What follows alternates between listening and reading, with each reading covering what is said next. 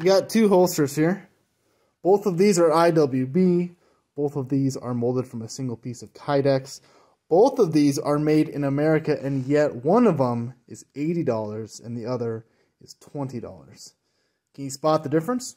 Now from this angle it can be a little hard to tell, but once you flip them over, I bet you can get a pretty good guess as to which holster is the more expensive one.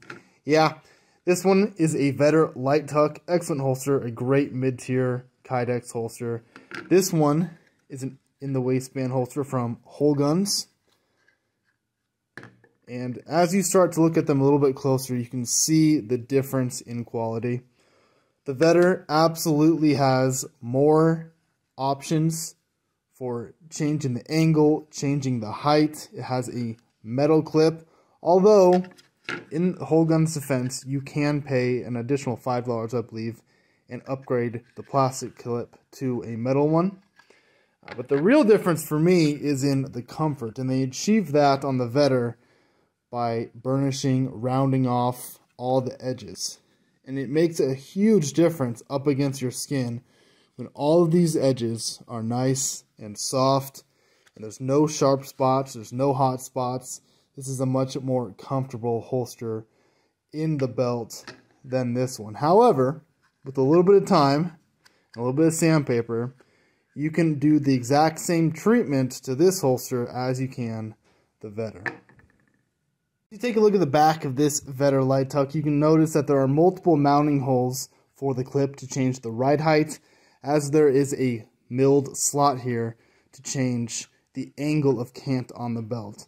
Additionally, there are mounting points here for a claw attachment to change the angle on your belt, either pushed out or pressed in. I prefer it without the claw, definitely, but it is an option that I know a lot of people take advantage of.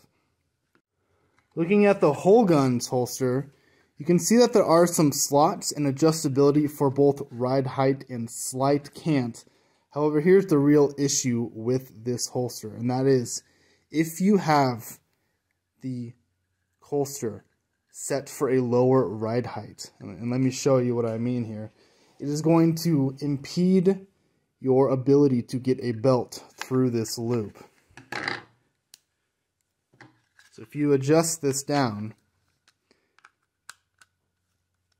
like this nub right here blocks, I mean, this is just an inch, and the belt that I use would not fit through this any longer. So even though I prefer to have a lower ride height on the pistol, I have to have this all the way up to allow clearance for my belt. And I don't have an abnormally large belt in the width department. I think it's only a 1.25 inch belt.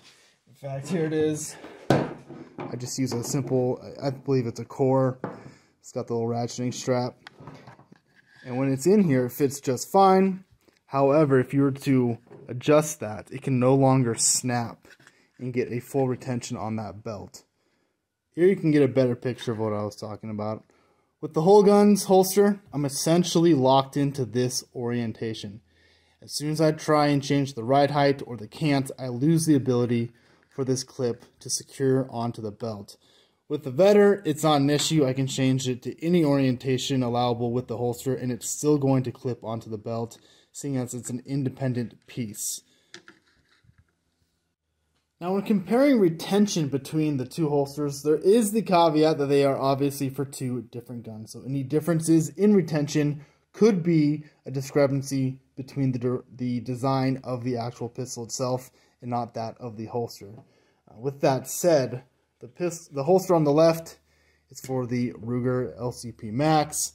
The one on the right is for the SIG 365. And I will give the nod to the Vetter Light Tuck, as expected, in the retention department. However, the Whole Guns holster is not bad whatsoever. Now, I generally prefer to have these Kydex in the waistband holders with a relatively stout click. I like them to be very tight in there. And the adjustability on the Whole Guns is not bad. It has a decent amount of retention. There's no wobbles whatsoever. You can completely put it upside down and it's not going to fall out on you. It's not an issue. The one difference that I've found is that if you were to ever have anything hit on the top of the gun here, essentially on this rear sight. With the whole gun's holster, it does allow it to cant out like that. So if something is to hit here and there's pressure applied in that direction, it will come out of the holster. This does not occur with the Vetter Light Tuck.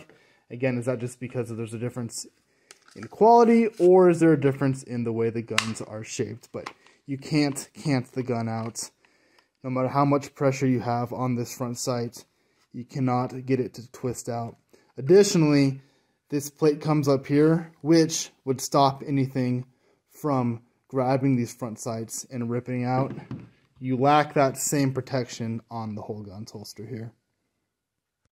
Now my main ADC is the 365, so I did not mind ponying up, spending a little bit more money and getting a much nicer holster. I absolutely love this holster a lot. The Vetter Light Tuck is a great choice if you're looking for a simple Kydex IWB. The whole gun's holster, honestly, I never planned on carrying this holster IWB. It's a this pistol rather. This is a pocket gun for me, a backup. I generally carry it front pocket, strong side. It's kind of a deep concealment if I'm at work or going someplace that guns are frowned upon slightly. This will be in my front pocket. I bought this because the price seemed too cheap to pass up, and I thought it would be interesting to try carrying a much lighter gun, IWB. And I like it, honestly. It's a very comfortable holster. It does hit you occasionally, especially this section right here. That is a sharp angle. I'm actually going to come in, spin a little elbow grease, a little bit of sandpaper, and I'm going to round off all these edges.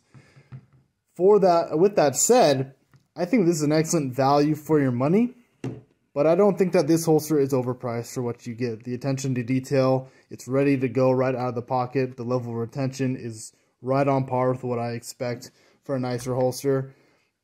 They're both great choices. Your money, your decision. Thanks for watching. Take care.